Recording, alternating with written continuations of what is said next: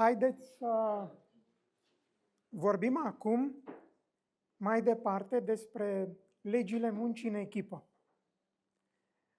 Pentru că noi avem acest curs constituit pe 3 subiecte, 3 teme foarte mari, și anume comunicare, leadership, echipă, munca în echipă, legile muncii în echipă, pentru că aceste 3 lucruri sunt importante în fiecare organizație. Deci în fiecare organizație, în fiecare echipă, în familie, comunicarea este importantă și noi vorbim despre comunicare, legile comunicării. Leadership-ul este important, să te porți corect cu oamenii, să-i ajuți să aibă o viață mai bună. Leadership-ul este despre asta, să ajuți oamenii să aibă o viață mai bună, să-i conduci către a se dezvolta, să-i conduci către a avea o viață mai bună, să-i conduci către rezultate mai bune. Despre asta este leadership. Și bineînțeles, să ai coeziune în echipă, să ai acel spirit de echipă. Vorbeam noi atunci la Fundata despre faptul că o echipă este o echipă care este o echipă. Și e foarte important să avem acest lucru în vedere. Ei, iată, acum în a treia parte, noi vom discuta despre 2 legi ale muncii în echipă. Din cele 17 legi ale muncii în echipă, am ajuns la legea 11, care se numește legea tabelei de marcaj. Dacă e vorba de echipă, înseamnă că avem tabelă de marcaj. Și legea aceasta sună așa: echipa poate face schimbări atunci când știe exact unde se află. Și misiunea numărul 1 a liderului este să definească realitatea. Să știe exact care este realitatea. Să știe exact unde se găsește. Pentru că numai așa poate ulterior să configureze traseul pe care este nevoie să-l urmeze echipa, astfel încât să fie un drum eficace, eficient, către îndeplinirea obiectivelor. Și am zis aici, ce se poate măsura, se poate îmbunătăți.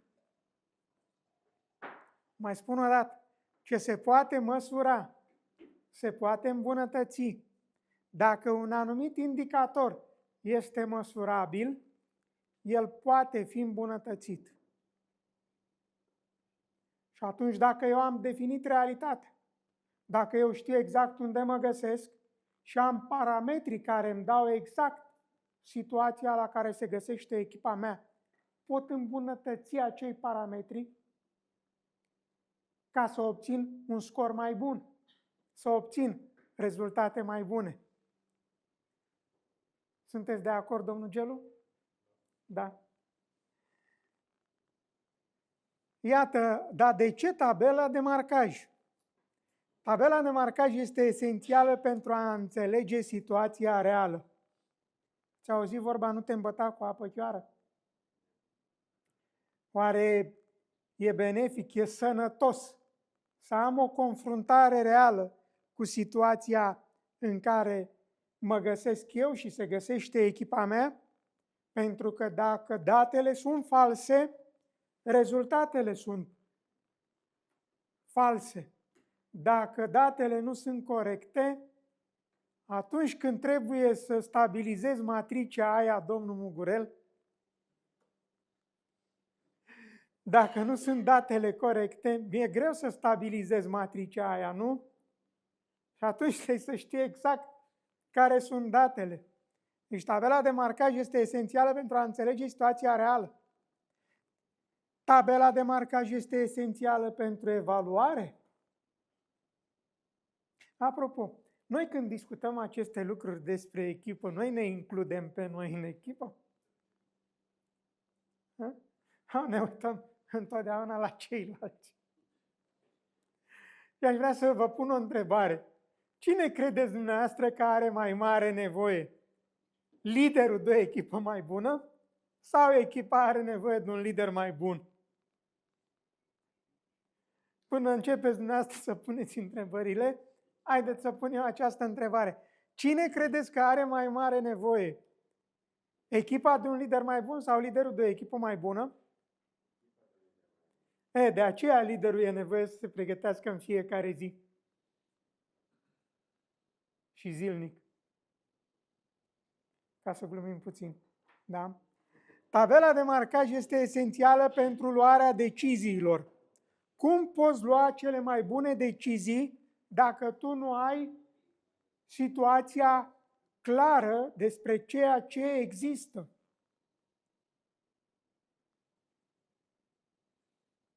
Tabela de marcaj este esențială pentru efectuarea unei schimbări. Să faci tot timpul același lucruri și să te aștepți la rezultate diferite de domeniul senilității, spunea Einstein. Dacă vrei rezultate diferite, e nevoie să faci acțiuni diferite. Tabela de marcaj este esențială pentru succes. Dacă nu poți să măsori, cum îți poți da seama că ai ajuns la succes, că e rezultatul pe care îl doreai? Iată, echipa se schimbă atunci când vede clar unde se află. În momentul în care începi să-ți dai seama exact unde te afli, să internalizezi situația reală, abia atunci începi să faci schimbări. Nu poți îmbunătăți ceea ce nu măsori. Și e nevoie să evaluezi, ai nevoie de o tabelă de marcaj. Ai nevoie să vezi cum evoluează indicatorii care sunt esențiali pentru echipa ta. Care este scorul echipei tale acum? Poate pentru 30 de secunde, în primul rând, liderii care conduc echipe, șefii de echipe care conduc echipe, managerii care conduc echipe,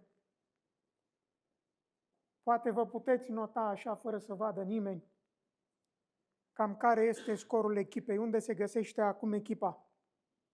Și să vă puneți întrebarea, cum pot să fac să aibă echipa mea un scor mai bun pe tabela de marcaj? Iată, care este scorul echipei voastre acum? Rezultatul concret creează responsabilitate. În momentul în care vezi exact cum stă tabela de marcaj pentru echipa ta, te vei întrebuința să faci în așa fel încât să ai un scor mai bun. Iată, care sunt vânzările totale, clienții noi, feedback-urile pozitive, întârzierile rezolvate. Unde ar fi bine să fii și unde te găsești, ca să poți măsura progresul. Adică eu mă gândesc că mai peste tot poți fixa niște obiective minime și optime. Hai să nu zic maxime. Să rămânem în situații reale. Adică nu-mi pot permite să scad mai jos de atât cu echipa mea și cel mai bun rezultat, rezultatul optim și, atenție, realist, fixat. Pentru că dacă nu-l fixezi realist, te vei confrunta cu dezamăgiri. Este bine să ai optimism și noi am discutat despre optimism, dar de unde vine optimismul? Optimismul vine din pregătire. Pentru că nu poți să-ți exprimi optimismul în genul ăsta. Eu pot să calc în gol de la etajul 4 că legea gravitației nu acționează asupra mea. Sunt atât de optimist. Ar fi bine să fii și pregătit. Că s-ar putea ca să-ți pierzi chiar viața.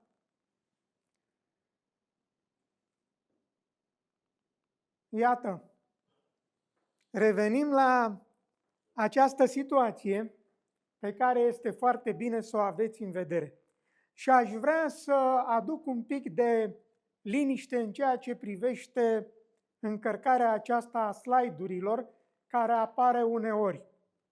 Nu vă faceți griji că sunt acolo multe lucruri.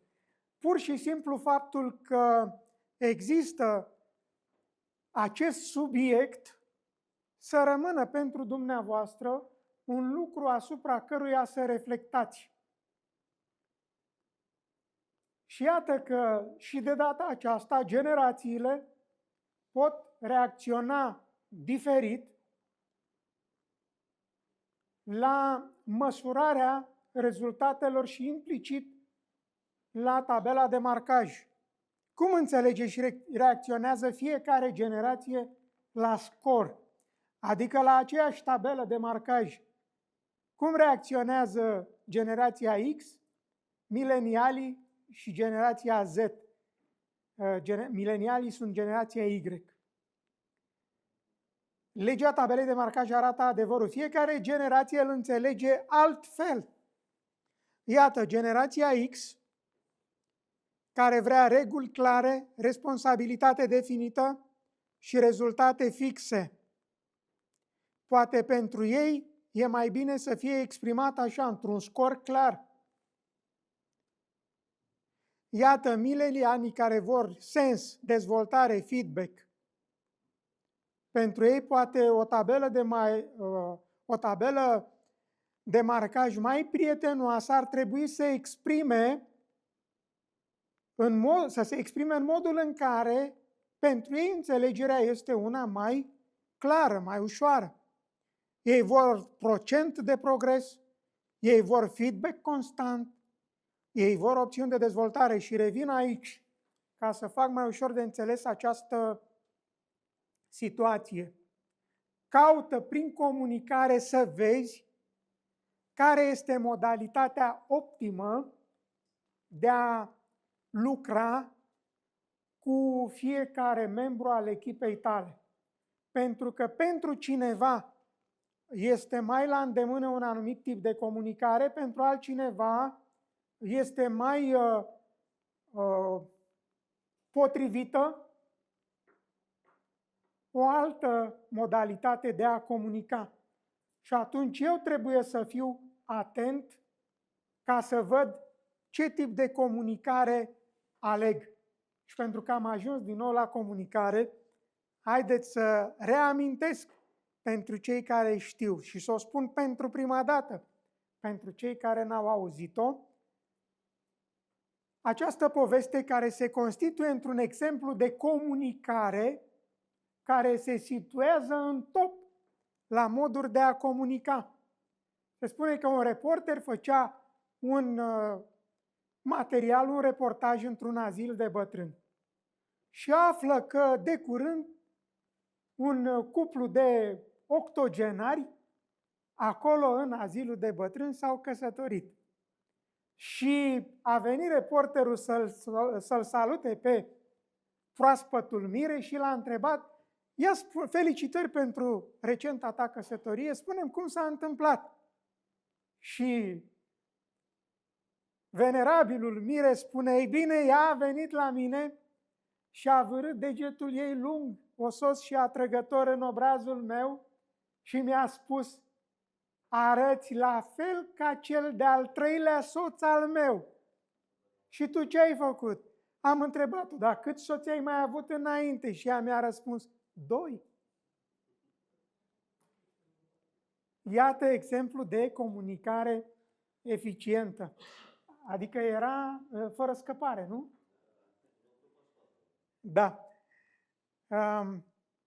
Și generația Z poate că are nevoie de un alt fel de tip de tabelă de marcaj care să-i fie mai prietenoasă la înțelegere, pentru că vrea scor live, vrea scor simplu și vrea scor rapid. Ultimul slide, așa încărcat ca să nu vă obosesc prea tare. Realitatea contează. Transformarea aduce succes. Iată, obiectivul înainte, după ce am măsurat realizările, unde ne găsim și scorul după. Adevărul îți arată drumul, transformarea ți-l deschide. Pentru că a venit vorba despre transformare, eu aș vrea să vă spun un lucru pe care îl aduce acest proces de devenire în leadership. Nu este o simplă transformare fizică. Este o transformare chimică. Devii altceva. Ați prins ideea? Nu mai ești cel de dinainte, din punct de vedere al construcției tale pe interior. Devii altceva. Legea procesului aduce această transformare în momentul în care ți-ai asumat o dezvoltare personală continuă, care nu se oprește niciodată. Și te invit să fii curios de varianta la care tu vei ajunge luând decizia să pornești cu dedicare în drumul tău către o dezvoltare personală continuă, pentru că acesta este un proces. Da, liderii folosesc evenimentele pentru luarea deciziilor, dar își asumă legea procesului pentru devenire. Și asta nu este ușor, pentru că vine cu un preț de plătit. Adică între varianta în care tu te găsești acum și echipa ta se găsește acum și varianta la care vrei să ajungi și echipa ta vrei să ajungă, drumul acesta reprezintă o transformare care are loc în urma unui proces și vine cu un cost, vine cu un preț de plătit. Și se pune problema, ești dispus ca să plătești prețul pentru devenirea ta? Credeți că echipele mai bune vin de la sine? Te trezești pur și simplu cu o echipă mai bună, cea pe care tu o îndrumi? Nu. Relațiile mai bune în familia ta se întâmplă de la sine? Nu. Ești dispus pentru un climat mai bun să plătești prețul pe care un lider este nevoie să-l plătească pentru a construi, pentru a genera acel climat mai bun, care reprezintă responsabilitatea ta? Și dacă am vorbit de legea tabelei de marcaj, haideți să vorbim și despre a 12-a lege a muncii în echipă pentru a realiza un spirit de echipă mai bun, pentru a avea echipe mai coezive, pentru a vorbi pe aceeași limbă cu echipa noastră. Și legea despre care vom vorbi acum, și este ultima lege pe care o dezbatem pe ziua de astăzi, este legea băncii de rezervă. Echipele extraordinare au rezerve extraordinare. Poate că și asta te gândești că e un pic cam greu de atins. Stai un pic, că noi aici nu facem sport, noi nu avem bancă de rezervă. Poate că și tu la un moment dat ai în tine 2 jucători și aș vrea să privești așa. Ai un jucător care este în teren și un jucător care se găsește în tine și e pe banca de rezervă. Putem face acest exercițiu de imaginație. Se întâmplă uneori ca într-un anumit moment să fie titularul din noi și în alt moment să fie rezerva noastră. Te gândești că rezerva este mai puțin valoroasă decât titularul? Poate că uneori de rezervă este nevoie pentru ca echipa să câștige. Astfel încât în organizația dumneavoastră, în oricare organizație, cineva care acum îndeplinește anumite atribuții, s-ar putea ca mâine să fie cel mai bun pentru o sarcină nouă care apare în fața organizației, astfel încât nu înceta să te pregătești, Pentru că nu se știe niciodată unde este nevoie de tine. Și nici tu nu știi uneori unde este nevoie de tine. O echipă are nevoie de rezerve pentru a atinge cel mai înalt nivel. Iată legea băncii de rezervă. Jucătorii care se află astăzi pe bancă pot fi starurile de mâine. Poate că tu vii astăzi cu o atitudine care e de bancă de rezervă, dar îți poți construi mâine sau chiar astăzi atitudinea de star. Mi-a venit acum în minte o replică dintr-un film, l-ați văzut sigur, domnul Alin, Troia. Și Hector se trezește dimineața pe vas cu fratele lui, Paris, și îl întreabă Paris: e o zi bună astăzi? Avem o zi bună, merge bine, marea e calmă. Și Hector îi spune: uneori zeii te binecuvântează dimineața și te blesteamă după amiaza. Fii tot timpul pregătit, pentru că nu va fi tot timpul așa. Dacă îți merge acum foarte bine, nu va fi tot timpul așa. Dacă îți merge acum mai puțin bine, nu va fi tot timpul așa. Astfel încât să ai în vedere aceste lucruri. Succesul unui jucător de rezervă poate multiplica succesul unui jucător din teren. Există mai mulți jucători de rezervă decât jucători de teren.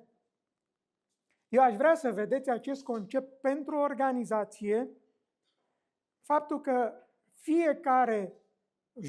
fiecare membru al organizației, poate că la un moment dat el este jucător titular într-o echipă, este un membru al echipei titular într-un compartiment și în același timp poate să fie bancă de rezervă pentru alt compartiment, pentru că oricum are mai multe abilități în cadrul organizației de cineva care poate fi transferat de la altă echipă. Ai prins ideea, Valer? Și eu mai spuneam asta: pregătește de continuu, pentru că nu se știe niciodată când din poziția în care ești e nevoie de tine pe o poziție superioară în cadrul companiei și poate că tu ești primul la care se gândește proprietarul companiei. Un jucător de rezervă plasat în locul potrivit va fi mai valoros decât un jucător de teren. Dar noi am vorbit despre legea nișei, cu omul potrivit la locul potrivit.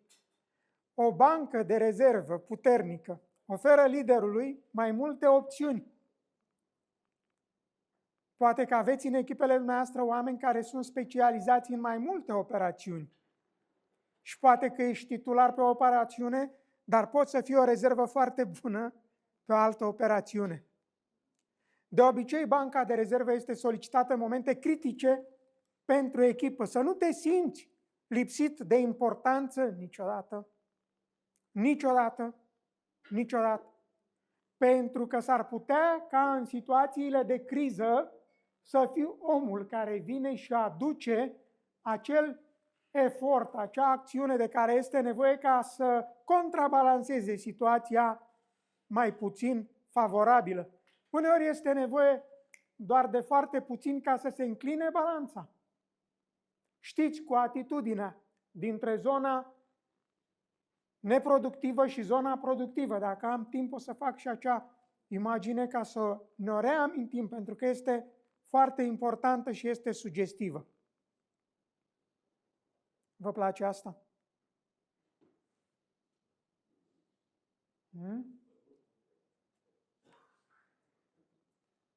Iată, puterea nu este un accident, este pregătire.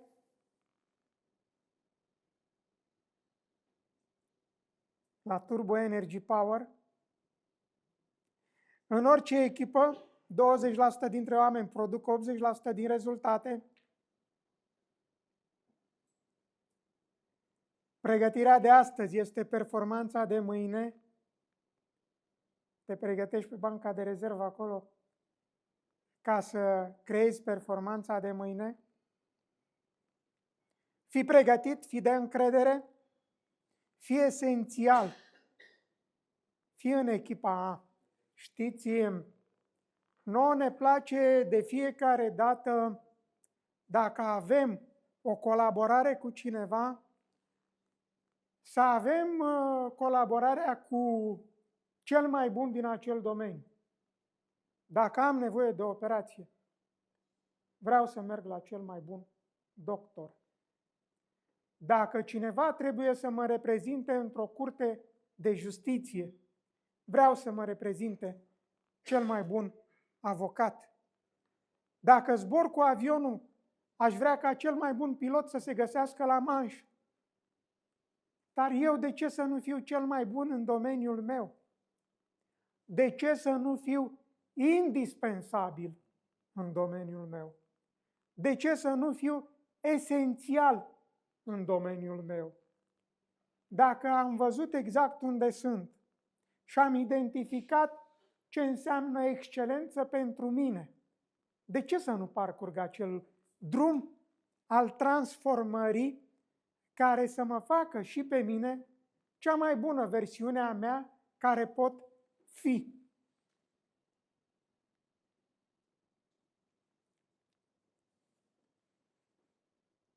Legea băncii de rezervă. Uneori fiecare dintre noi are atitudine de titular sau de rezervă. Și dacă tot am vorbit despre atitudine, haideți să fac din nou acest desen.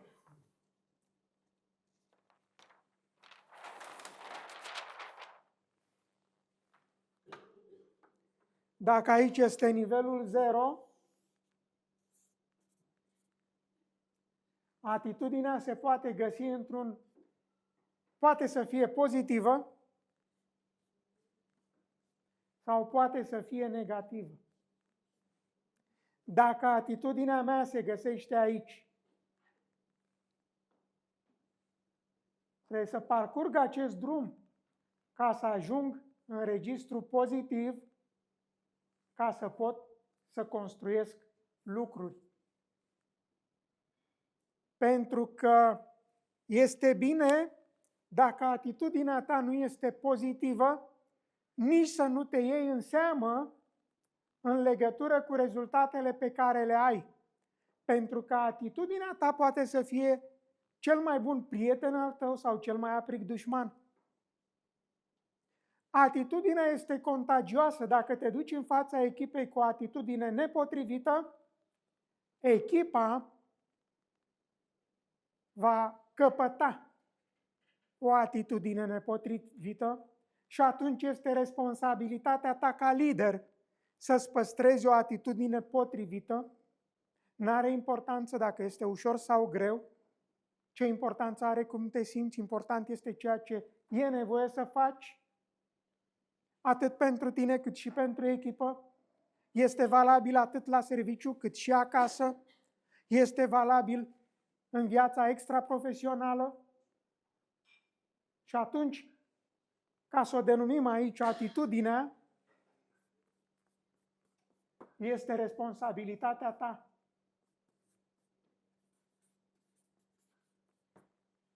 Și ea poate să fie pozitivă sau negativă și poate că veți întâlni acest termen de AMP, o atitudine mentală pozitivă pe care să te lupți să o ai în permanență, pentru că uneori tu față de tine îți poți fi cel mai bun prieten sau, cum spuneam, cel mai aprig dușman.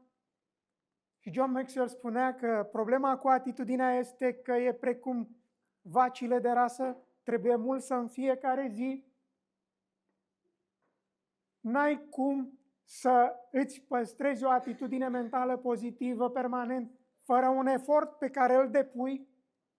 Jim Dornan spunea că, un mare lider, spunea că atitudinea în mod obișnuit a oamenilor este să fie negativă, așa cum starea naturală a încăperilor este să fie întunecate. Dacă vrei să aduci lumină într-o încăpere, e nevoie să plătești un preț, să o aduci de undeva. Și tu, ca să-ți păstrezi o atitudine mentală pozitivă, e nevoie să plătești un preț ca să ți-o construiești și să ți-o menții. Poate că asumarea totală o să te ajute, pregătirea înainte să fie nevoie o să te ajute, poate că să ai fiabilitate sub presiune, poate că este prea tehnic acest slide și noi suntem oameni și avem nevoie de lucruri care sunt specifice oamenilor, pentru că oamenii au inimă și trebuie să le vorbești oamenilor, să le atingi inima. Și poate că cea mai bună lege în comunicare este ascultarea, pentru că atunci când asculți, cu urechea te apropii cel mai ușor de inima oamenilor. Și sunt lucruri poate care sunt atât de mici, poate uneori pot părea nesemnificative și sunt cele care fac diferența dintre o viață bună și o viață mai puțin bună. Și iată cheia unei aplicări cât mai corecte și profitabile a legii băncii de rezervă este perfecționarea continuă a echipei. M-am concentrat întotdeauna pe lucrurile pe care să le aduc în atenția dumneavoastră ca să vă fie de folos, aducând în discuție principii, pentru că principiile funcționează întotdeauna. Ele se manifestă și dacă ținem seamă de ele și dacă nu ținem seamă de ele. Principiile vor funcționa în orice condiții. Și vorbeam mai devreme de legea gravitației. Este o lege, este un principiu. Va acționa în același fel asupra tuturor. Nu poți să spui că poți încălca principiile, te poți lăsa doar călcat de principii. Și eu am să închei întâlnirea noastră de astăzi cu o povestioară despre ce înseamnă principiile. O să spun, Valerie, din ce carte este. Ca să vedem cât de importante sunt principiile în viața noastră și să vedem că ar fi bine să ținem seamă de ele ca să nu ne atragem niște deservicii, să nu ne atragem niște lucruri mai puțin plăcute.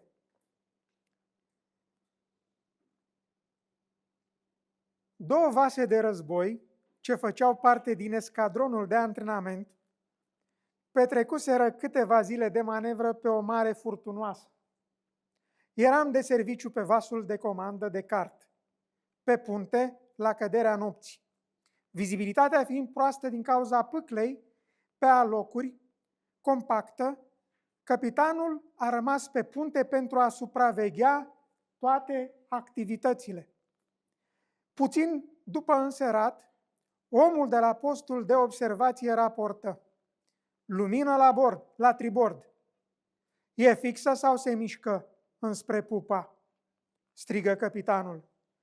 De la postul de observație veni răspunsul: fixă, domnule capitan.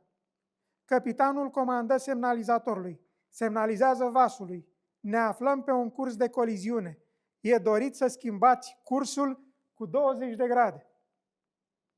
Semnalul de răspuns sună: e de dorit ca voi să schimbați cursul cu 20 de grade. Capitanul ordonă: transmite: sunt capitan, schimbați cursul cu 20 de grade. Sunt marinar clasa a doua, veni replica. Ați face bine să schimbați voi cursul cu 20 de grade. Capitanul face spume la gură, așa scrie în carte, scuipă furios, transmite: sunt un vas de război, schimbați cursul cu 20 de grade. Articulând în fleșuri de lumină, răspunsul sosi îndată: sunt un far. Am schimbat cursul.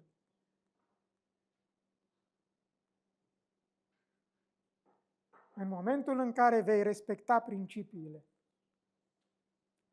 ai șansa să nu intri în coliziune cu consecințele care derivă din nerespectarea principiilor.